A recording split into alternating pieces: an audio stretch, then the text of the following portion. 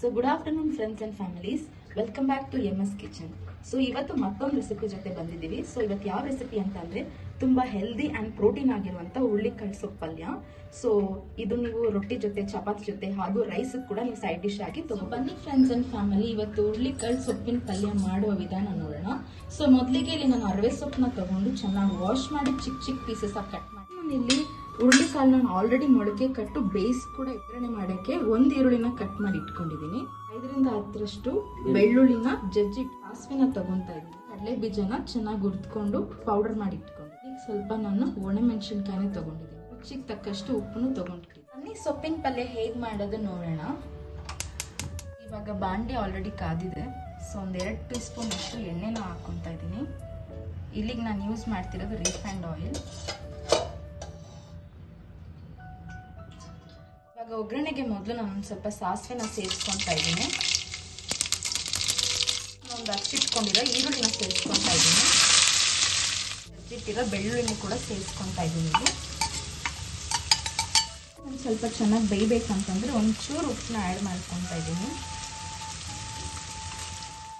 ಸ್ವಲ್ಪ ಒಣಮೆಣಸಿನ್ಕಾಯಿನೂ ಹಾಕ್ಕೊತಾ ಇದ್ದೀನಿ.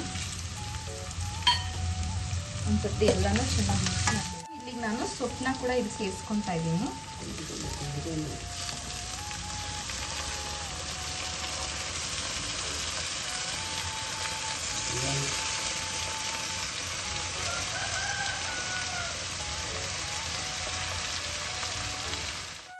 ಎಲ್ಲಾನು ಒಂದು ಸ್ವಲ್ಪ ಚೆನ್ನಾಗಿ ಮಿಕ್ಸ್ ಮಾಡ್ಕೊಂಡು ಇವಾಗ ಸೊಪ್ಪು ಸ್ವಲ್ಪ ಬೇಯಬೇಕು. ಸೊ ಇಲ್ಲಿಗೆ ನಾನು ಚೆನ್ನಾಗಿ ಮಿಕ್ಸ್ ಮಾಡಿ ಒಂದು 5 ನಿಮಿಷ ಬೇಯಕ್ಕೆ ಬಿಡ್ತೀನಿ. ಮುಚ್ಚಳ ಮುಚ್ಚ. ಸೊ ಇವಾಗ ಸ್ವಲ್ಪ ಒಂದು ಅರ್ಧ ಬೆಂದಿರುತ್ತೆ. ಸೊ ಈ ಟೈಮಲ್ಲಿ ನಾನು ಬೇಯಿಸಿಟ್ಟಿರೋ ಹುರುಳಿಕಾಳನ್ನು ಕೂಡ ಇದ್ರ ಜೊತೆ ಸೇರಿಸ್ಕೊತಾ ಇದ್ದೀನಿ. ರೆಡಿ ಚೆನ್ನಾಗಿ ಬೆಂದಿರುತ್ತೆ ಸೊಪ್ಪು. ಸೊ ಈ ಟೈಮಲ್ಲಿ ನಾನು ಏನು ಮಾಡ್ತೀನಿ ಅಂತ ಕೆಲವೊಬ್ರು ಕಾಯಿ ತುರಿನ ಸೇರಿಸ್ಕೊತಾರೆ. ಬಟ್ ನಾನು ತುಂಬ ಪ್ರೋಟೀನ್ ಹೆಲ್ದಿಯಾಗಿರುತ್ತೆ ಅಂತ ಆಲ್ರೆಡಿ ಕಡಲೆ ಬೀಜನ ಹುರಿದ್ಬಿಟ್ಟು ಪೌಡರ್ ಮಾಡಿ ಇಟ್ಕೊಂಡಿದ್ದನ್ನ ಸೇರಿಸ್ಕೊತಾ ಇದ್ದೀನಿ. ಎರಡು ಚೆನ್ನಾಗಿ ಮಿಕ್ಸ್ ಮಾಡ್ಕೊಂಡಿದ್ದೀವಿ. ಇವಾಗ ಇನ್ನೊಂದು 5ರಿಂದ 10 ನಿಮಿಷ ಬೇಯಕ್ಕೆ ಚೆನ್ನಾಗಿ ಬಿಡ್ತೀವಿ. ಕಡಲೆ ಬೀಜ ಪೌಡರ್ನೆಲ್ಲ ಮಾಡಿಕೊಂಡು ಎಲ್ಲನೂ ಚೆನ್ನಾಗಿ ಮಿಕ್ಸ್ ಮಾಡ್ಕೊತಾ ಇದ್ದೀವಿ. ಸೊ ಇದು ಇನ್ನೊಂದು 5 ನಿಮಿಷ ಬೇಯಕ್ಕೆ ಬಿಡ್ತಿದ್ದೀವಿ. ಸೊ ಇವಾಗ ಮುಚ್ಚಳನ ಕ್ಲೋಸ್ ಮಾಡ್ತಾ ಇದ್ದೀವಿ.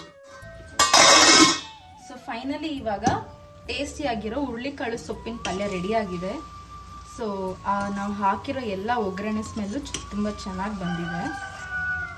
ಫೈನಲಿ ನಾವು ಹುರುಳಿಕಾಳು ಸೊಪ್ಪಿನ ಪಲ್ಯ ಮಾಡ್ಕೊಂಡಿದ್ದು ರೆಡಿಯಾಗಿದೆ. ಸೊ ಇದ್ರ ಜೊತೆ ನಾನು ಸೊಪ್ಪಿನ ಚಪಾತಿ ಕೂಡ ಮಾಡ್ಕೊಂಡಿದ್ದೀನಿ.